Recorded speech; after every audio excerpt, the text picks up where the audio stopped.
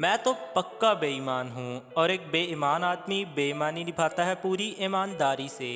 मगर ईमानदारों से बच के रहना चाहिए, क्योंकि जो ईमानदार होते हैं ना, वो कहीं भी कभी भी कोई भी बेवकूफ़ी कर सकते हैं। दोस्तों, ये बोल हैं दुनिया के सबसे मशहूर फिल्मी किरदार जैक स्पैरो के। ये एक ऐसा किरदार है जो ना सिर्फ अपने मज़ेदार किरदार से लोगों के दिलों को जीतता है, बल्कि सबके दिल में अपनी एक ख़ास जगह भी बना लेता है। दोस्तों, अगर आप भी Pirates of the Caribbean sea film देखेंगे तो आप भी जैक स्पैरो के किरदार के फ़ैन ज़रूर बन जाएंगे। लेकिन अगर आपको फिल्म देखकर ऐसा लगे कि जैक स्पैरो का किरदार महज फिक्शनल है, तो आप बिल्कुल गलत हैं। क्योंकि सच्चाई ये है कि तारीख में एक ऐसा समुद्री लुटेरा भी था जिसकी बहुत सी बातें फिल्म में दिखाए गए कैप्टन जैक स्पैरो के साथ पूरी तरह मिलती हैं। और यही वजह है कि बहुत से लोग इस लुटेरे को दुनिया का असली जैक स्पैरो भी कहकर बुलाते हैं। तो चलिए जानते हैं कि असल में ये लुटेरा कौन था, आखिर क्यों लोग इसे हकीकी दुनिया का जैक स्पैरो कहकर बुलाते हैं। दोस्तों, 16वीं और 17वीं सदी में एक ऐसा दौर भी था जब एक ऐसा होनहार और हत्यारा समुद्री लुटेरा था जिसका सिर्फ नाम ही सुनकर लोग डर के मारे सहम जाते थे।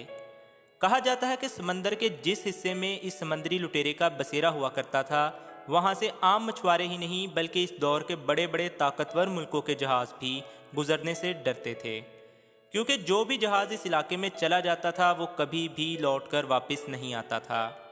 दोस्तों, लेकिन एक हैरानी की बात यह है कि इस वक्त जब बड़ी बड़ी मुमलिकतें इस समंदरी लुटेरे से दहशत ज़दा थीं, इसी दौर में इसने इस्लाम कबूल कर लिया और इसके बाद इसने समंदरी जहाज़ों को लूटना छोड़ दिया और एक सच्चा मुसलमान बन गया। इसके बाद इसकी ज़िंदगी मुकम्मल बदल कर रह गई। असल में जिस लुटेरे की हम बात कर रहे हैं, इसका नाम था जैक वार्ड। जैक वार्ड 1553 में इंग्लैंड में पैदा हुआ। जिस इलाका में वो पैदा हुआ वो साहिल का हिस्सा था और इसी बायस वहाँ के अक्सर लोग समंदर से मछली पकड़कर ही अपनी रोज़ी रोटी और ज़िंदगी का गुजर बसर करते थे। और इस इलाके के दूसरे बाशिंदों की तरह जैक ने भी शुरू में मछली पकड़ने का पेशा इख्तियार किया। दोस्तों, बचपन ही से वो मछुआरों के साथ समंदर में दूर दूर तक मछलियाँ तलाश करने जाया करता था और इसी दौरान इसने मछुआरों से जहाज़ चलाने और समंदरी इलाकों को पहचानने की कला में महारत हासिल कर ली थी। बताया जाता है कि इस दौर में इंग्लैंड में बहुत से समंदरी लुटेरे भी रहा करते थे और इन्हीं की सोहबत के बायस जैक भी एक अयार लुटेरा बन चुका था। आगे चलकर सन 1558 में इंग्लैंड की क्वीन एलिजाबेथ के हुक्म पर जैक शाही नौकर के तौर पर फ़राइज़ सर अंजाम देने लगा। इसका काम जंग की सूरत में दुश्मनों के जहाज़ों को लूटना था। अब वो बाकायदा सरकारी लुटेरा था। अब इसे सरकार की तरफ से मुकम्मल लूटपाट करने की छूट मिल चुकी थी। अब आप खुद सोचेंगे कि आखिर कोई मुल्क क्यों किसी लुटेरे को ऐसे काम पर मामूर करेगा। तो आपको बता दें कि इन दिनों इंग्लैंड और स्पेन के समंदरी जहाज़ों के माबैन जंग जारी थी और इसी के चलते इंग्लैंड की सरकार ने जैक को स्पेन के जहाज़ ही लूटने और तबाह करने का काम सौंपा था। साथ ही साथ इन सारी वारदातों को अंजाम देने के लिए इंग्लैंड सरकार ने जैक को माली इमदाद भी की और सरकारी जहाज़ भी फराहम किए थे। ये काम मिलने के बाद अब जैसे जैक को किसी भी चीज़ का डर खौफ बाकी नहीं रहा था। इसके बाद इसने इस हद तक लूटपाट की वारदातों को अंजाम दिया कि पूरी दुनिया में इसके नाम की दहशत कायम हो गई। लेकिन बुरे काम का नतीजा आखिर बुरा ही निकलता है। ऐसा ही कुछ हुआ इंग्लैंड के साथ जब वो लाख कोशिशों के बाद भी स्पेन से समंदरी जंग ना जीत पाया। इसी बायस बरसों से जंग की आग में जलने वाले इंग्लैंड के माली हालात भी कुछ बेहतर ना थे। इसलिए सन 1603 में इंग्लैंड के राजा जेम्स ने तख्त संभालते ही जंगबंदी का ऐलान कर दिया और इसके साथ ही इसने अपने जंगी जहाज़ों को वापस बुला लिया। दोस्तों, जैसे ही राजा का पैगाम बहरी बेड़ों को मौसूल हुआ तो वो सब मुल्क वापस लौट आए। लेकिन अब जैक आज़ाद ज़िंदगी का आदी हो चुका था। इसके लिए वापसी का सफ़र जैसे मौत को गले लगाने के मुतरादफ था। इसलिए इसने वापस आने से इनकार कर दिया और लूट घसूट जारी रखी। मगर अब इंग्लैंड सरकार की हुक्म अदूली के बायस ये लोग इंग्लैंड सरकार की नज़र में दुश्मन लुटेरे बन चुके थे, जिन लुटेरों को कभी इंग्लैंड ने अपने मुफाद के लिए इस्तेमाल किया था। आज वही लुटेरे इनके लिए वबाले जान बन चुके थे। जैक के ऊपर अब चूंकि सरकार की कोई भी पाबंदी आयद ना थी, इसलिए अब वो कैसे भी चाहे लूट घसूट कर सकता था। अब जैक ने अपनी ताकत बढ़ाने की खातिर दूसरे लुटेरों से मुआहदे किए और इन्हें भी अपनी टीम में शामिल कर लिया। ये वही दौर था जिसमें जैक पूरी दुनिया में खूंखार लुटेरे के नाम से मशहूर हुआ। दरअसल वो इन दिनों माल ले जाने वाले बड़े बड़े जहाज़ों को लूटा करता था। इस सब के चलते लोग इसके इलाके में घुसने से ही घबराने लगे थे। दोस्तों, समुद्री सफ़र करने वाले लोगों के दिल में इसके नाम की एक अलग ही दहशत बैठ गई थी। यहाँ तक कि लोग समुद्री सफ़र करते हुए यही दुआ करते सफ़र काटते थे कि इनका सामना जैकवार्ड से ना हो जाए। जब जैक ने इटली के समुद्री इलाकों को अपना हदफ बनाना शुरू किया तो इस दौरान इसकी मुलाकात ट्यूनिस में एक मुसलमान आलम से हुई।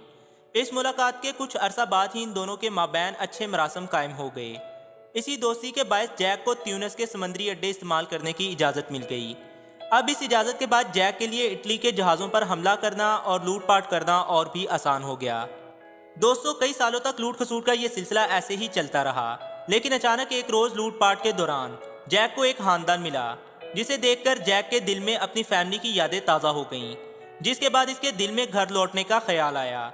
लेकिन अब इसका घर लौटना इस कदर आसान नहीं होने वाला था, क्योंकि अब इंग्लैंड की सरकार ने इसे एक वांटेड लुटेरा करार दे रखा था।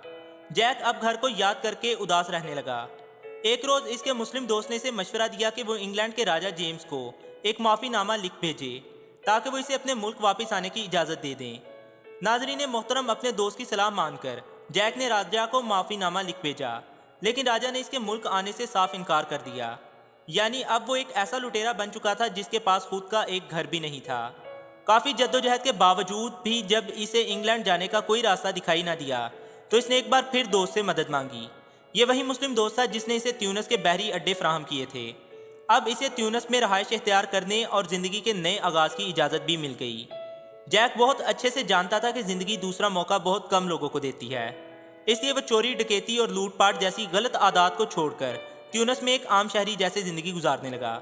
ट्यूनिस के लोगों ने एक समंदरी लुटेरा होने के बावजूद जिस तरह जैक को अपनाया और इसे माफ़ कर दिया, इस सब का जैक के ऊपर ऐसा असर पड़ा कि जैक ने पूरे टोले समेत इस्लाम कबूल कर लिया। इसके बाद इसने अपना नाम जैकवर्ड से बदलकर यूसुफ रईस रख लिया और साथ ही इसने वहाँ एक लड़की से शादी भी कर ली थी। लेकिन ये शादी जैक की दूसरी शादी थी, क्योंकि इससे कबल इसकी एक ज़ौजा इंग्लैंड में भी थी। बताया जाता है कि दूसरी शादी करने के बावजूद वो ज़िंदगी भर अपनी पहली बीवी को पैसे भेजता रहा, जबकि अब कबूल इस्लाम के बाद इसने बकिया ज़िंदगी ट्यूनिस के बहरी बेड़े में वक्फ कर दी।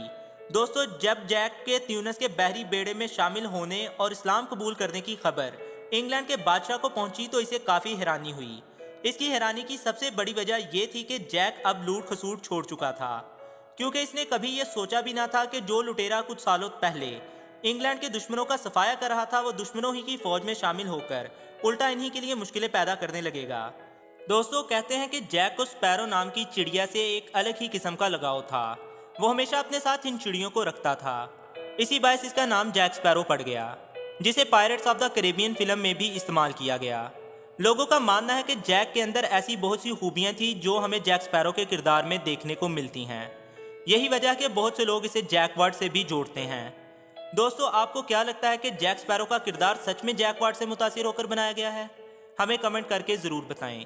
वीडियो पसंद आई हो तो वीडियो को लाइक करके अपने दोस्तों के साथ शेयर भी कर दें और ऐसी मज़ीद इन्फॉर्मेटिव वीडियोस देखने के लिए हमारे चैनल को सब्सक्राइब कर लें और बेल नोटिफिकेशन को भी ऑन कर लें।